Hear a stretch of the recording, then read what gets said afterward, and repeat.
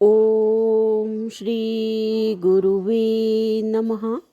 ऐंकार हिंकार रहस्ययुक्तो श्रृंकार गूढ़ार्थ महाविभूत्या ओंकारि मर्मः प्रतिबोधिकाव्यां नमो नमः श्री गुरुपादुकाव्याम्। ओम शांति शांति शांति। ओम प्रणाम। भगवान स्वामी असंगानंद सरस्वती जी महाराज जी द्वारा विरचित अष्टावक्र गीता एक तात्विक विवेचन से हमारा प्रवचन नंबर 21 चल रहा है भगवान, जिसका नाम है तत्वज्ञानी की ब्राह्मी स्थिति। तो आज प्रकरण 17 मंत्र 19 की व्याख्या चलेगी। तो यहाँ पे मंत्र है निर्ममो निरहंकारो न कैश्चित इति निश्चितः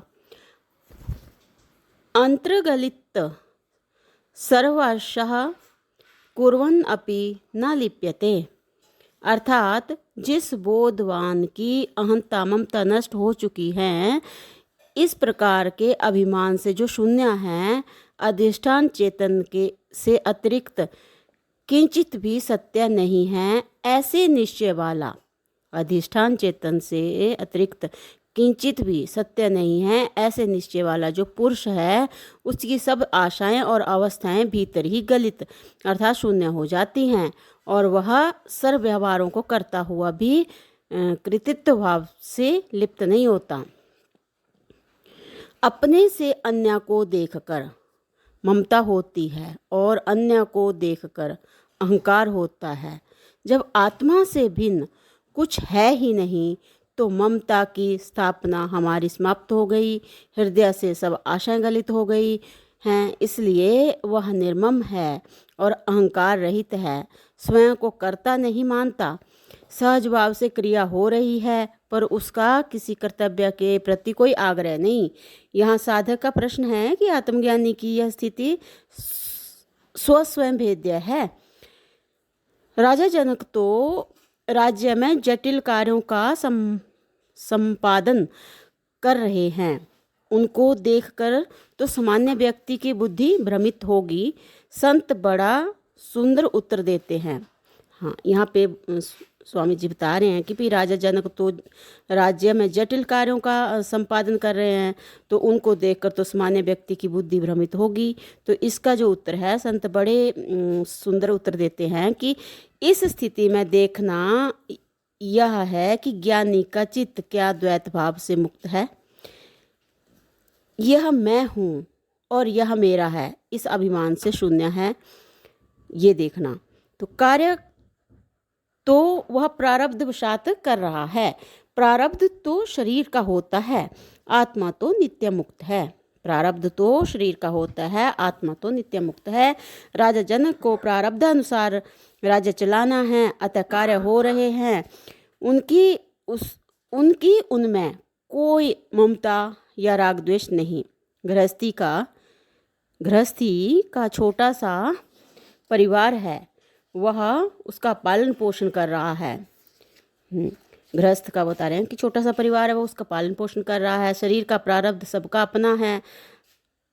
अन्याय, शोषण, दूसरों पर अत्याचार आदि बुराइयां तो सामने दिखाई दे जाती हैं, पर राजा जनक द्वारा सहज निस्वार्थ भाव से न्यायपूर्वक राज्य का संचालन हो रहा है। परीक्षा चित्तवृत्ति की है। अवधूत तो एक त्याग की अवस्था है। महात्मा जंगल में अवधूत है और वे गृहस्थ में अवधूत हैं। महात्मा जंगल में अवधूत है और ये राजा जनक जो है गृहस्थ में अवधूत हैं। अवधूत का अर्थ है वासना रहित।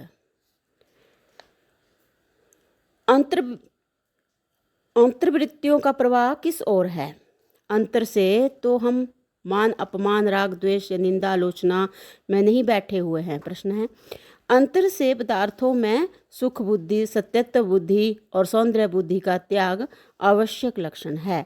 ज्ञानी की स्थिति का बाह्य क्रियाओं से भी अनुमान हो जाता है, परंतु तात्विक दृष्टि से वह स्वयं ही अपनी स्थिति को जानता है।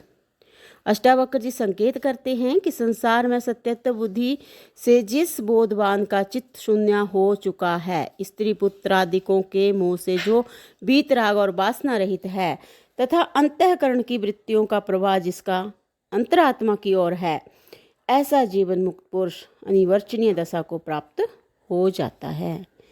हमारे हृदय में एक दिव्य ज्योति साक्षी रूप में रात दिन जगमगा रही है। हम जो भी कुछ कर रहे हैं, बोल रहे हैं, सोच रहे हैं, सब उसी के प्रकाश में। तब हमें प्रतिक्षण सावधान रहना चाहिए। ये है स्वामी जी ने अपनी वर्डिंग में लिखा हुआ है चैप्टर के लास्ट में कि हमारे हृदय में एक दिव्य ज्योति साक्षी रूप में रात दिन जगमगा रही है।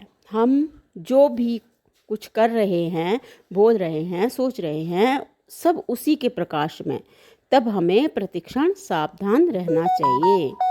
तो यहाँ पे भगवान हमारा प्रवचन नंबर 21 विराम लेता है। प्रणाम भगवान। ओम शांति शांति शांति। ओम।